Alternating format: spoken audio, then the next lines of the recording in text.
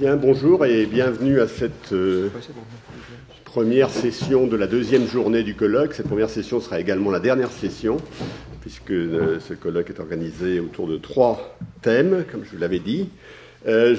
Brièvement, je ne vais pas reprendre mon topo introductif d'hier, mais j'avais dit brièvement que le cours que j'avais fait ici, dans le cadre de la chaire Théorie économique et organisation sociale, qui était un cours de théorie, avait ouvert 2 espaces de discussion. Un espace de discussion sur les mécanismes, ça c'est la théorie économique bien sûr, un espace de discussion aussi sur les objectifs des politiques fiscales, donc sur les questions de redistribution, d'électeurs médians, de choix derrière le voile de l'ignorance, etc. Et que ces espaces de discussion étaient des espaces amont. Et que la politique économique se trouve bien en aval. Donc, dans ce colloque, on ouvre en quelque sorte un 3e espace de discussion qui est un petit peu intermédiaire, qui est un espace entre les espaces de discussion de la théorie et l'espace de discussion de la politique économique. Donc, hier, on a toujours été un petit peu à cheval entre le débat de politique économique, qui est chaud par définition, et l'échange des idées, le débat d'idées qui, lui, devrait en principe être plus serein. Donc on a vu le matin, on a eu toute une série de coups de projecteur sur essentiellement le système français de soutien aux bas revenus, système qui fait l'objet de débats dans l'arène publique, et avec un petit peu de comparaison internationale sur les inégalités, avec trop peu à mon goût, mais je n'ai pas vraiment trouvé les bonnes personnes, de comparaison internationale au sens strict entre les systèmes. C'est-à-dire j'aurais aimé qu'on compare les systèmes d'aide aux bas revenus qu'il y a aux États-Unis, dans d'autres pays, à celui qu'on a mis en place en France. Ça n'a pas été totalement fait, mais je crois que ça vous a donné quand même pas mal d'idées sur ce sujet. L'après-midi, eh bien, on a évoqué le problème de la taxation du capital, avec des points de vue assez divergents. Et donc, on a ouvert un débat assez intéressant entre le point de vue du rapport Meurlis, qui est au fond qui adopte un point de vue assez conservatoire, en quelque sorte, je dirais, sur la fiscalité du capital, et le point de vue qui a été défendu par Thomas Piketty, à partir d'ailleurs d'une analyse théorique, etc. Donc on a fait apparaître beaucoup d'idées, on n'a pas non plus résolu le problème, ce que nous a dit Pierre Pestiot entre les deux a également éclairé notre compréhension du problème, et voilà. Et donc maintenant, malgré tout ce qu'on faisait hier, c'était... Thomas Piketty l'avait dit explicitement, c'était en fait en faisant l'hypothèse qu'il n'y avait pas de problème de concurrence internationale, de problème de concurrence fiscale. Steve Bond nous avait dit au contraire que lui il se mettait dans l'hypothèse d'un petit pays qui prenait les choses comme une donnée. Alors aujourd'hui, on va regarder, évidemment, les problèmes de fiscalité à notre époque sont très liés à la mondialisation et aux possibilités qu'elle ouvre aux uns et aux autres. Et donc aujourd'hui, on va parler de fiscalité et mondialisation. À nouveau, on va donner 3 coups de projecteur assez... des coups de projecteur assez variés. Et le premier va être donné donc par Pierre-Cyril Haucoeur, qui va donner un point de vue historique. Alors le titre qui est sur l'affiche, et donc qui est le titre officiel, la fiscalité indirecte anglaise du XIXe siècle, une protection masquée, et ça s'appuie sur un petit texte qui s'appelle Les droits anglais sur le vin, fiscalité indirecte ou protection. Donc Pierre-Cyril est chercheur à l'École d'économie de Paris et directeur d'études à l'École des hautes études en sciences sociales. Je lui passe la parole, donc il va passer là-bas. Restez pas très loin du micro pour qu'on puisse bien enregistrer. Et nous, on va aller l'écouter en bas. Pierre-Cyril. Merci Roger. Je vais donc faire un petit détour historique. Comme Roger Guenry vient de le dire, cette demi-journée est consacrée à la dimension internationale, et quoi de mieux à cet égard que de revenir à ce qui sont les véritables origines de l'économie internationale. Et on peut dire que l'acte de naissance de la théorie du commerce international consiste à séparer précisément ce qui est international de ce qui est national, à considérer de manière spécifique le commerce international, le séparer du commerce interne, et à traiter les États comme des individus. Et celui qui fait ça c'est évidemment David Ricardo. Ça a commencé à être fait par un certain nombre de gens auparavant, mais celui qui est retenu comme l'initiateur de la théorie du commerce international moderne, c'est David Ricardo. Et Ricardo jette les bases de la théorie de la spécialisation et de la théorie des coûts de la protection, du protectionnisme, qui est encore au cœur de la plupart des théories et des enseignements actuels en économie internationale. Et un des points délicats et en même temps cruciaux de cette séparation entre commerce international et commerce intérieur consiste à distinguer les droits de douane d'un côté et les droits de douane ou toutes les formes de protectionnisme des éléments internes de la fiscalité, en particulier de la fiscalité indirecte, puisque à certains égards, on pourrait dire que taxer la consommation d'un produit quand il entre sur le territoire ou quand il est échangé sur le territoire, est-ce que c'est la même chose? Est-ce que c'est différent? La théorie du commerce international a tendance à considérer que c'est différent, et même qualitativement différent. Et pourtant, ce que je vais essayer de montrer, c'est que, à l'origine, dans un cas particulier qui joue un rôle très important dans la naissance de la théorie du commerce international, puisque c'est justement l'exemple qui est donné, répété par David Ricardo dans ses principes d'économie politique, eh bien, ça ne va pas de soi. Et donc, je vais revenir sur cet épisode bien connu et en même temps mal connu de l'histoire du commerce international, qui est l'histoire de l'échange entre la Grande-Bretagne et le Portugal, dans lequel le Portugal exporte son vin, la Grande-Bretagne exporte son textile, et tout se passe pour le mieux dans le meilleur des mondes possibles.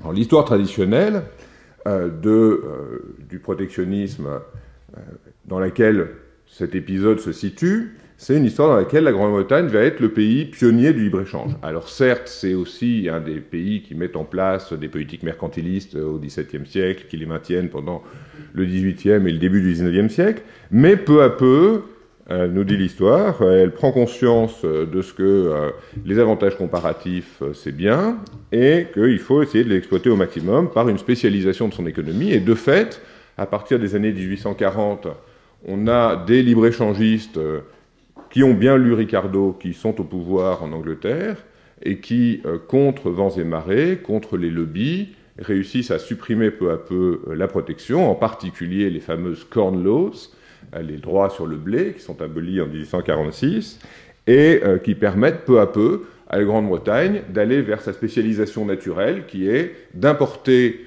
une proportion considérable de sa consommation en produits primaires, produits agricoles, et d'exporter presque exclusivement, d'importer presque exclusivement des produits primaires, et d'exporter presque exclusivement, à l'exception près d'un petit peu de charbon pour les pauvres Français qui n'en ont pas, d'exporter presque exclusivement des produits manufacturés. Donc un cas de spécialisation remarquable qui est donné toujours en exemple et qui est en quelque sorte une forme de preuve aussi de la théorie de la spécialisation. Et cette spécialisation anglaise et cette précocité anglaise dans la spécialisation a eu énormément d'impact en économie, mais aussi dans d'autres domaines, puisque, par exemple, en termes d'économie politique internationale, la théorie bien connue de l'hégémonie qui a été développée, entre autres, par Charles Kindleberger, dit que le pays dominant à l'échelle internationale fournit ce bien public spécial qui est le libre-échange, en donnant l'exemple en premier et en étant suivi ensuite par les autres, et que c'est en fait grâce au fait qu'il y a des leaders de ce type-là qu'on peut avoir le libre-échange qui est bien pour tout le monde. Donc évidemment, il y a des enjeux importants à revoir peut-être cette petite histoire particulière du Portugal et de l'Angleterre, vin contre textile. Et il y a une question importante sur laquelle j'ai commencé, qui va être le fil de mon exposé, savoir si finalement les droits de douane qui sont imposés par l'Angleterre sur le vin sont des droits de douane qui sont en fait simplement l'équivalent des taxes intérieures sur les produits alcoolisés et ne font en fait qu'éviter que les produits importés fassent une concurrence indue aux produits nationaux, ce qui est la thèse qui est habituellement défendue, qui a été encore défendue brillamment par Douglas Irwin dans un livre il y a quelques années. Auquel cas, l'Angleterre est effectivement ce pays qui a aboli la protection et qui est l'exemple en matière de commerce international. Ou est-ce que les droits sur l'alcool qui demeurent même après la libéralisation, j'aurais dû le dire d'emblée, qui demeurent même après la libéralisation des années 1840, ou bien est-ce que ces droits sont réellement et toujours protectionnistes, auquel cas, évidemment, cette disjonction ne serait pas forcément valide. J'essaierai de montrer, en outre, que ces droits sont cruciaux parce qu'ils vont jouer un rôle important dans le financement des dépenses publiques anglaises. Ils vont jouer un rôle important ça va être une des recettes principales du budget anglais, et ils vont jouer un rôle important dans un certain nombre de transformations de l'économie anglaise et même de la société anglaise. J'y reviens dans un instant. En premier lieu, donc, on peut partir sur cette remarquable citation de Jean-Baptiste Say, qui est mise, ça n'est pas par hasard, en note dans la traduction française des principes d'économie politique de Ricardo, publié en 1819, c'est-à-dire entre la première et la deuxième édition anglaise, très peu de temps après la première édition. Jean-Baptiste Say, également libre-échangiste, et nous dit « Les douanes ne sont donc jamais bonnes pour favoriser l'industrie d'un pays, mais on peut en prendre la défense comme d'une machine fiscale. » Et donc, on peut séparer complètement les deux choses, les douanes comme protection, les douanes comme machine fiscale. Et, dit-il, jusqu'au moment où les hommes auront appris les moyens de se faire gouverner à bon marché, ils doivent supporter de forts droits d'entrée, aussi bien qu'un fort impôt sur les terres. Alors, est-ce qu'on peut faire si facilement cette simplification ? Selon l'interprétation assez générale, un taux uniforme de protection, un taux de protection sur un taux de droit de douane qui serait identique aux impôts indirects internes, pourrait être interprété comme étant de nature purement fiscale et n'ayant pas d'incidence protectionniste. Et par opposition, des taux qui seraient spécifiques, qui porteraient sur les secteurs pour lesquels il y a une industrie nationale qui serait ainsi protégée, seraient au contraire du protectionnisme. Cette distinction est pratique, elle n'est pas nécessairement pertinente parce que, d'abord, les effets réels de la protection ne sont pas nécessairement liés directement aux taux qui sont appliqués, et on sait que si on commence à mesurer tous les effets indirects, on peut trouver des effets de protection effective, des effets de protection effective selon différentes définitions qui sont différents des taux nominaux. Et en quelque sorte, dès qu'on n'est pas au taux zéro, ce qu'il faut, c'est mesurer les effets. On ne peut pas a priori dire qu'il y a protectionnisme. C'est difficile de ranger, de classer des pays comme étant plus ou moins protectionnistes en fonction du degré de protection apparent. Et puis ceci surtout parce qu'il y a des substitutions dans les consommations qui font que des protections peuvent avoir des effets importants, même si elles sont apparemment faibles. Or, l'Angleterre, depuis le XVIIe siècle, et encore après la libéralisation des années 1840 et 1860, se trouve dans une situation où les taux de protection sont extrêmement variés, avec des différences considérables, et porte en particulier sur cette question des vins. Et ceci est passé un peu inaperçu, en particulier, disons, ça a été considéré longtemps comme fondamentalement soit l'équivalent du droit d'assises interne, donc un simple impôt indirect, soit comme marginal parce que les travaux portant sur la protection ont essentiellement étudié les secteurs modernes de l'économie. Pendant la révolution industrielle, à quoi est-ce qu'on s'intéresse ? Dans quelle mesure l'Angleterre ou les autres pays sont en mesure de développer l'industrie du coton, l'industrie métallurgique, etc. On ne s'intéresse pas à des activités qui semblent marginales, comme l'alimentation, alors même que, et c'est un point que je vais détailler dans un instant, alors même que, en pourcentage de l'activité économique, ça reste extrêmement important. Or, même la littérature sur la révolution industrielle a fini par évoluer, et les travaux récents, en particulier, je pense à ceux de Peter Temin, montrent que la révolution industrielle, c'est pas deux secteurs, c'est en fait un mécanisme c'est un ensemble de progrès économiques, d'innovations qui se sont diffusés, qui ont été présents dans un très grand nombre d'activités économiques. Et par conséquent, se focaliser sur les quelques secteurs dans lesquels l'Angleterre s'est spécialisée n'est pas pertinent. Dès lors, il faut reprendre les choses plus largement et regarder en particulier ce qui pèse fortement dans l'économie, c'est l'alimentation. Le total des dépenses alimentaires est évalué vers 1840, donc à un moment qui est déjà largement, à un moment où la révolution industrielle est largement entamée, où on pourrait dire que la société anglaise a déjà beaucoup changé. L'évaluation des dépenses alimentaires anglaises est entre 200 et 250 millions de livres sterling. C'est évidemment le genre de poste qui est extrêmement difficile à mesurer parce que l'autoproduction est importante et pas facile à évaluer. Mais on a une raisonnable certitude que c'est entre 200 et 250 millions de livres sterling. La consommation totale des ménages à ce moment-là est autour de 350 millions de livres sterling. Autant dire, l'alimentation, c'est probablement de l'ordre des 2/3 de la consommation des ménages. Et donc, ce qui affecte la consommation a évidemment un effet significatif, y compris au niveau macroéconomique. On n'est pas uniquement dans des choses marginales comme on a tendance à le penser aujourd'hui. Dans la consommation, qu'est-ce que vous observez sur ce tableau ? Il y a évidemment les céréales qui sont en haut, qui représentent un assez gros paquet, 44 millions, donc à peu près un quart. Mais en dessous, qu'est-ce que vous trouvez de réellement important également ? Non, pardon, 75 millions sur 200.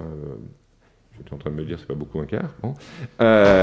Vous avez la viande, et juste après, les postes importants, ce sont le thé, le café, et un peu plus bas, le sucre, et encore, le malt.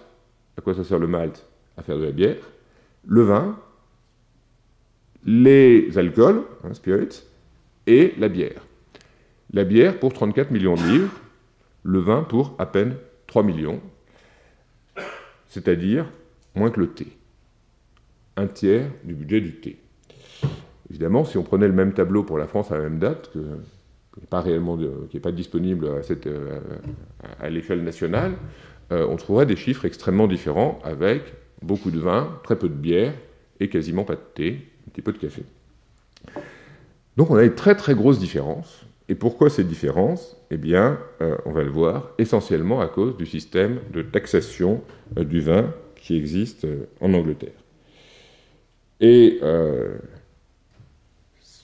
cet élément est frappant à cette date-là, mais on aurait des structures assez proches pendant essentiellement les 150 ans antérieurs. Alors, pourquoi est-ce que les Anglais, qui ont occupé longtemps le Bordelais, qui sont les meilleurs connaisseurs du monde en claret, en Bordeaux, pourquoi est-ce qu'ils boivent si peu de vin ? Alors clairement, les élites en boivent, ils ont gardé cette tradition, mais les Anglais ont été parfois en guerre contre la France. C'est regrettable, mais de fait, c'est une vieille histoire, sans remonter jusqu'à la guerre de 100 ans.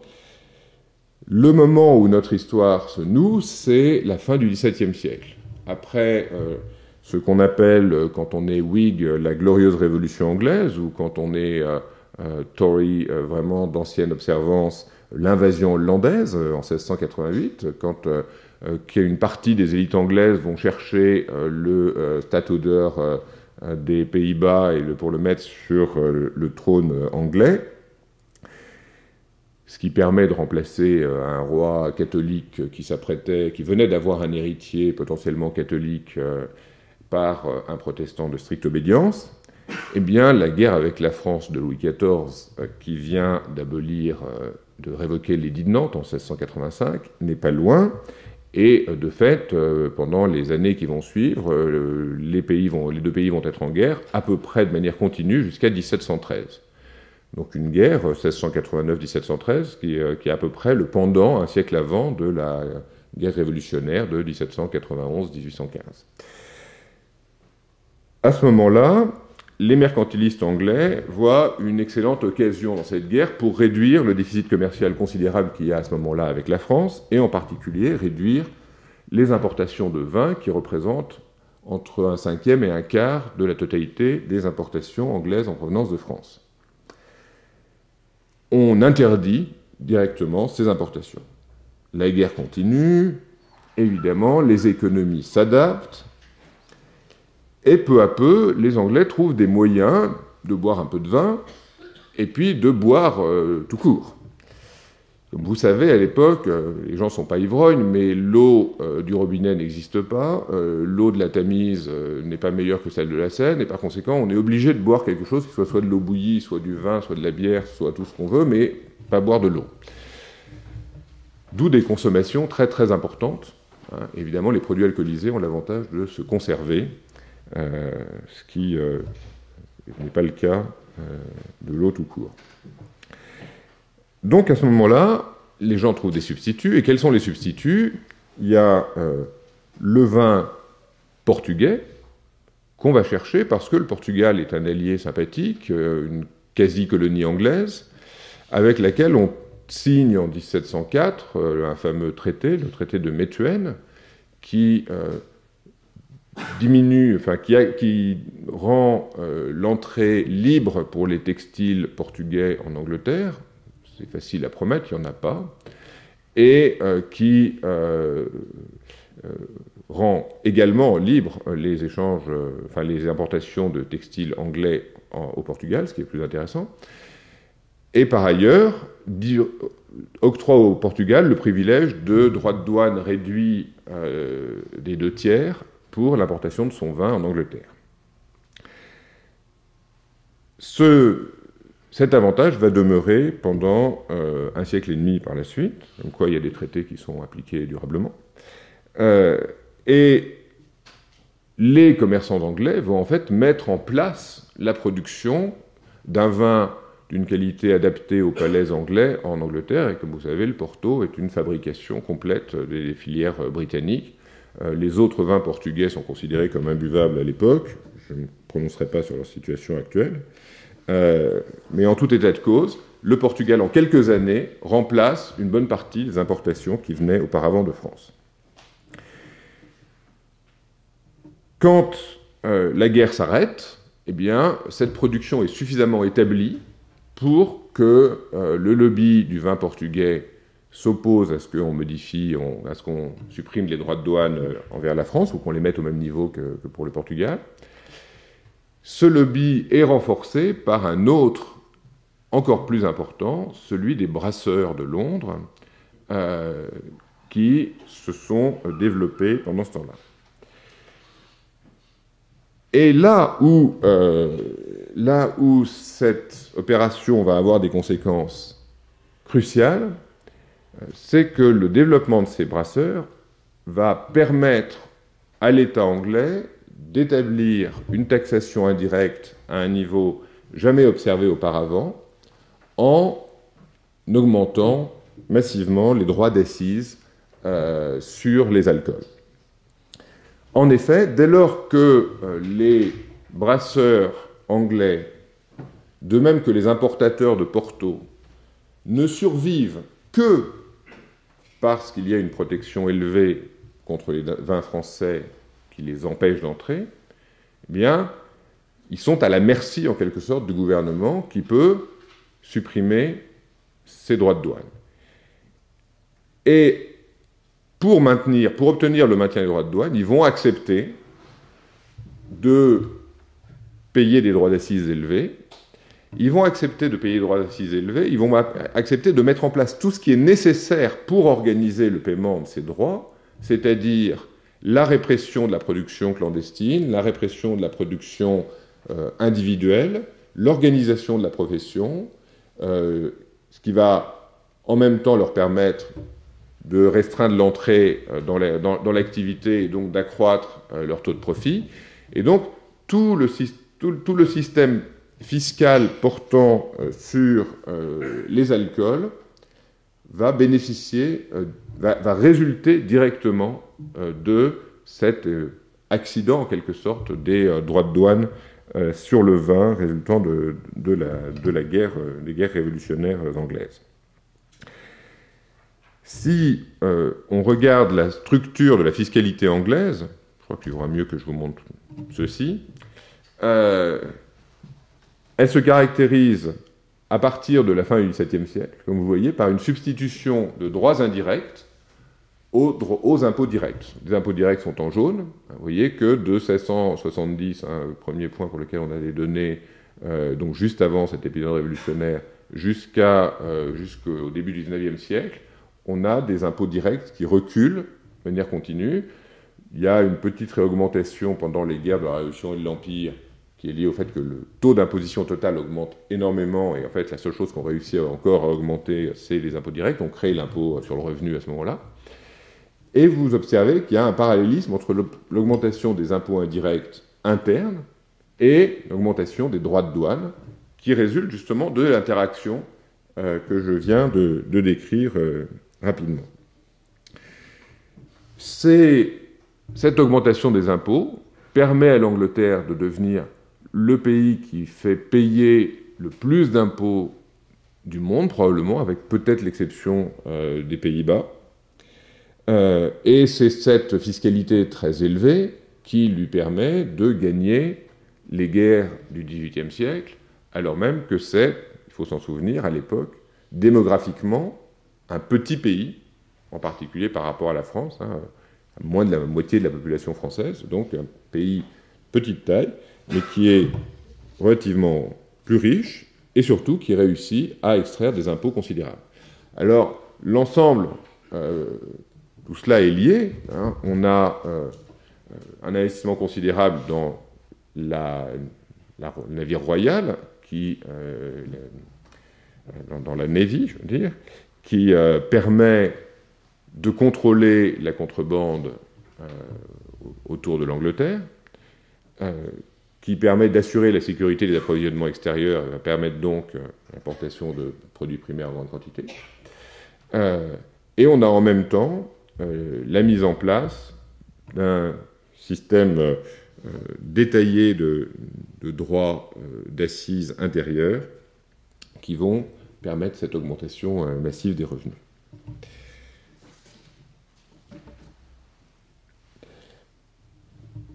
Donc, une forte interaction entre l'ensemble de l'histoire de l'Angleterre, très forte augmentation de la puissance politique anglaise, autour et avant et pendant la Révolution industrielle, et l'ensemble de ce système fiscal. Une fois établi, l'ensemble de ce système de droits indirects et de droits de douane devient difficile à supprimer parce que, naturellement, il fournit les 2/3, parfois les 3/4 de la totalité des recettes budgétaires. Et au sein de ça, les droits, précision qu'il faut quand même apporter, au sein de ça, prenez de manière plus détaillée l'ensemble des impôts, ça c'est vers 1790, le poids des impôts sur les boissons, donc directement affectés par les droits sur le vin, comme vous voyez, sont considérables, puisque le sous-total alcool et tabac, même si on enlève le tabac, représente 40% de la totalité des recettes fiscales britanniques, et encore, n'ai-je pas ajouté le thé et le café, qui sont tout en haut, qui rajoutent encore 3 ou 4%. Donc on est vraiment à des ordres de grandeur tellement considérables que modifier le système qui s'est mis en place devient pratiquement impossible. Or, ce système, on le sait, et il y a des débats politiques en Angleterre dès le XVIIIe siècle sur le fait que c'est une fiscalité qui est très inégalitaire, qui frappe surtout les classes moyennes inférieures. C'est ceux qui sont en mesure, effectivement, de boire du vin, de la bière, etc. Les gens les plus pauvres, ils boivent de l'eau, bien qu'elle soit mauvaise, et on voit l'effet sur leur espérance de vie. Mais dès que les gens commencent à gagner à peu près leur vie, ils boivent de la bière, du vin, etc. Mais ils payent, ce faisant, des impôts extrêmement élevés. Par ailleurs, c'est un système qui favorise un certain nombre d'industries, celles qui ne payent pas ces impôts indirects. En gros, ce qu'on appelle aujourd'hui l'industrie paye extrêmement peu d'impôts. Les impôts sont très très concentrés sur la consommation et donc sur les produits alimentaires, qui sont les seuls que les gens ne peuvent pas éviter de consommer. Et donc, des effets redistributifs très importants entre les élites pour lesquelles la consommation alimentaire représente une partie marginale de leurs revenus et les classes moyennes et populaires pour lesquelles ça représente une partie essentielle, je vous le disais tout à l'heure, 2 tiers, les 3 quarts, 80% dans le cas des ménages les plus pauvres.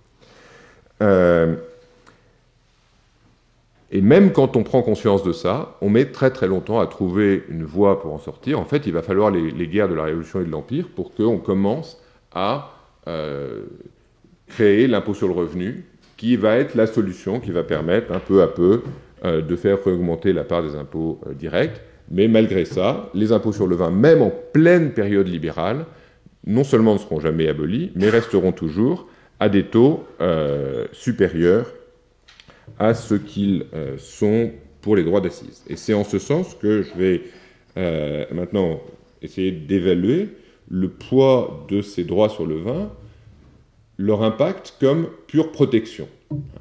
Clairement, ils sont à l'origine de ce système d'impôt indirect extrêmement lourd, mais en même temps, je vous l'ai déjà géré, ils sont à l'origine de la naissance, de la transformation de l'activité économique britannique avec la naissance de cette industrie de la bière et sa transformation, industrie qui, contrairement à l'idée qu'on en a aujourd'hui, quelquefois, est à l'époque une industrie moderne. Voilà, une image d'une brasserie du XVIIe siècle. Une industrie moderne, concentrée en partie parce que il y a à cause de cette concentration dont je vous parlais, qui permet aussi de surveiller le paiement des impôts, une industrie moderne dans laquelle il y a des rendements croissants sans doute substantiels et qui va être la grande bénéficiaire de ce système de tarifs. Alors, quelle est la taille de ces tarifs ? Comment est-ce qu'on peut mesurer leurs effets ? Les droits anglais sur le vin, l'ordre de grandeur, c'est qu'ils représentent à peu près 100% de la valeur des vins, si on compare, du moins, le revenu fiscal, donc le revenu douanier, et la valeur du vin importé, ce qui est la manière standard de faire. Vous avez ça dans ce tableau, vous voyez que pour le vin, il y a 1510, c'est en 1841, 1,5 million de livres de vin importé, et on paye 1,72 million de droits de douane. Mais ceci n'est qu'un droit apparent. En réalité, les droits sur le vin sont payés en fonction du volume du vin importé. Donc c'est un droit fixe par litre. Évidemment, un droit fixe par litre, ça incite à importer du vin cher et ça rend quasiment impossible l'importation du vin bon marché. Pour vous donner une idée, les vins ordinaires français coûtaient à l'époque 300 ou 400 francs la pièce, la barrique, alors que le vin portugais, en moyenne, le vin portugais importé coûtait en moyenne entre 1500 et 2000 francs. Le droit payé est le même par litre. Autant dire que pour les droits, si en moyenne pour les vins importés on est à 100%, c'est-à-dire essentiellement des vins portugais, ça veut dire que pour les vins français, le taux effectif pour les vins bon marché serait de 400 ou 500%. Donc on est à des taux où on réussit en fait à prohiber complètement l'entrée en mettant des taux de ce type-là. Et c'est évidemment fait sciemment, les Français de l'époque s'en plaignent abusivement, et d'ailleurs, sauf quelques-uns, qui sont les vendeurs de vins de luxe, qui réussissent toujours à vendre.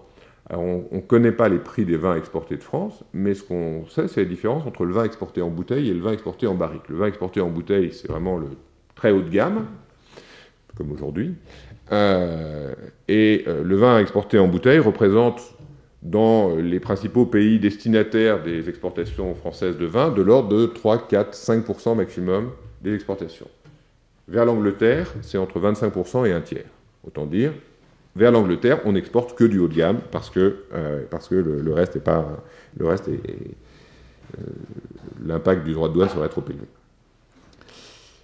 Alors ça a un impact nécessairement très important à la fois sur la France et sur l'Angleterre. Sur la France, c'est important parce que la France représente à peu près la moitié de la production mondiale de vin au XVIIIe et au XIXe siècle. Avant la prohibition de fait quasiment des exportations de vin français en Angleterre, l'Angleterre était son principal marché. Et elle est remplacée par cette production portugaise qui est créée. Et les Portugais, au XVIIIe siècle, exportent vers l'Angleterre entre 10 et 20 fois le montant des exportations françaises. Donc il y a vraiment une substitution complète. Les exportations françaises s'effondrent, l'exportation portugaise augmente considérablement, mais la consommation anglaise diminue évidemment parce que, avec ces taxes, plus le fait qu'ils ne consomment que des vins relativement chers, évidemment, le marché anglais du vin s'effondre à peu près, probablement, de l'ordre de 10 à 15% de ce qu'il serait sans ces droits. Alors évidemment, c'est toujours difficile de calculer quel serait le montant sans ces droits, mais on a quand même quelques petits éléments pour estimer ça. Après 1860, les droits sur le vin ne sont pas supprimés, mais ils sont abaissés. On voit sur ce tableau on voit cette baisse, on tombe à 25% de droits de douane. Alors, c'est pas complètement réglé au sens où l'impact sur les vins bon marché est toujours présent. Certes, les Français ont obtenu qu'on ne taxe plus par volume, mais on taxe par degré d'alcool, ce qui favorise encore les vins portugais qui sont beaucoup plus alcoolisés, mais en fait beaucoup plus chers par rapport à ça, et donc en fait bénéficient quand même de ce nouveau système, mais moins que dans la situation antérieure. Le taux, donc on va avoir des importations françaises les exportations françaises en Angleterre qui augmentent fortement à ce moment-là, puisque en 10 ans après 1860, les exportations françaises sont multipliées par 5, et en 20 ans, elles sont multipliées par plus de 10, alors même qu'il y a encore un certain degré de taxation. Donc on a une idée de l'élasticité de la demande anglaise. Les prix commencent à baisser, la consommation augmente considérablement, et on peut faire des estimations de ce qui se passerait si les droits d'assises sur la bière étaient au même niveau que les droits sur le vin. Qu'est exactement le même niveau n'est pas facile à définir, selon qu'on mesure par volume, par degré d'alcool, par ad valorem, comme on a tendance à faire aujourd'hui.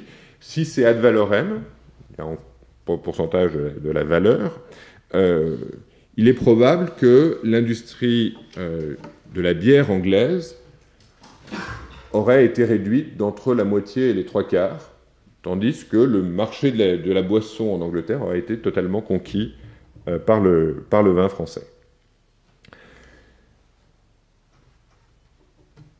Différentes estimations permettent de suggérer que les exportations françaises totales auraient pu être augmentées de l'ordre de 50% au XIXe siècle, dans un régime de non-discrimination vis-à-vis du vin français en Angleterre, et l'industrie de la bière ne serait pas plus développée en Angleterre qu'elle n'est en France, ce qui fait une assez substantielle différence par rapport à ce qu'elle a été en réalité.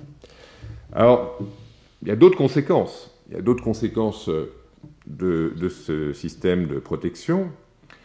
Une des principales est l'importance globale de la consommation alimentaire par rapport aux autres consommations. Comme le prix des boissons est beaucoup plus élevé en Angleterre qu'en France, la consommation de produits industriels va être plus élevée. Et effectivement, quand on compare les budgets de ménage à niveau de revenu équivalent en Angleterre et en France, on voit qu'il y a une différence sensible dans la part de la consommation qui est dédiée à l'alimentation, parce que les Français, quand ils s'enrichissent, peuvent consommer facilement des quantités plus importantes d'alimentation. Maurice Lévy-Boyer avait montré ça dans son livre avec François Bourguignon il y a une vingtaine d'années. Il y a une assez forte élasticité de la demande de produits alimentaires par rapport aux revenus, qui est beaucoup plus faible en Angleterre. Et donc, ceci a favorisé le développement industriel anglais, en offrant une demande plus importante à cette activité. Pour remarquer en passant qu'on a un autre exemple de protection qui a sans doute joué un rôle dans ce développement industriel, c'est le Calico Act de 1701, qui interdisait l'importation de cotonnades imprimées en provenance d'Inde en Angleterre, et qui a été passé sous la pression du lobby de l'industrie lainière. L'industrie lainière n'en a pas vraiment bénéficié. Ça lui a permis sans doute de se maintenir un peu pendant quelques temps supplémentaires, mais en revanche, ça a aidé à la naissance d'une industrie cotonnière anglaise, en tout cas à ses départs, avant que les innovations techniques de la deuxième moitié du XVIIIe siècle lui permettent de prendre un avantage technologique considérable. On peut même se demander,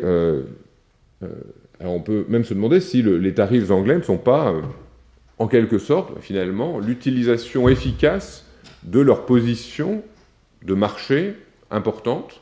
Je vous ai dit que c'était le principal importateur de vin français. On peut se dire, après tout, ils mettent un droit de douane conformément à la théorie de la taxation optimale, c'est-à-dire pour utiliser leur pouvoir de marché et permettre d'avoir du vin français moins cher, parce que, en quelque sorte, en réduisant leur consommation, ils forcent les Français à baisser les prix.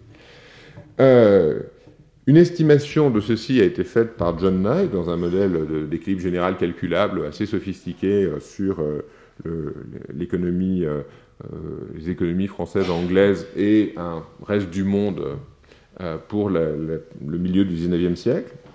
Et il essaye d'estimer justement quel serait le droit de douane optimal et à le comparer à ce droit de douane. Alors c'est un droit de douane optimal en un sens particulier, et à le comparer au droit effectif. Et le résultat est que le droit effectif est de l'ordre de 3 fois le droit optimal, c'est-à-dire que les Anglais ont mis un droit de douane beaucoup plus élevé que celui qui aurait suffi pour maximiser, en quelque sorte, le gain qu'ils pouvaient tirer de l'échange en matière de vin. Et ils ont clairement restreint, bien au-delà de ça, leur consommation, et faciliter indirectement donc le développement de l'industrie de la bière, mais aussi la consommation de thé, la consommation de café, la fabrication locale de brandy et autres gins divers. En quelque sorte, c'est toute l'Angleterre que nous connaissons, celle des pubs, celle des cocktails, qui ne serait pas là sans cette protection. Et finalement, on peut se demander si on le regrette. Pour conclure, la distinction entre protection tarifaire et taxe sur la consommation, on le voit, est historiquement difficile au sens où il y a des interdépendances considérables qui peuvent exister entre les unes et les autres, des éléments d'économie politique, développement de lobbies particuliers, qui créent des irréversibilités dans les transformations sectorielles qui peuvent résulter de la protection. Et donc, il est important de ne pas aborder ces questions en séparant trop aisément ces différents types de taxation. Si on revient un instant sur le Portugal, on constate que, quoi que lui ait promis Ricardo, l'exportation du vin ne lui a pas réussi, et en un sens, c'est bien normal, puisqu'il n'avait pas d'avantage comparatif pour faire du vin. Les Anglais ont fait du vin au Portugal parce qu'ils ne pouvaient pas l'acheter en France, mais ça coûtait plus cher. Et évidemment, quand la France s'est remis à vendre du vin à l'Angleterre, les exportations portugaises se sont effondrées, et il ne leur restait plus grand-chose, puisqu'ils avaient abandonné leur industrie textile sur les sages conseils de Ricardo. En Angleterre,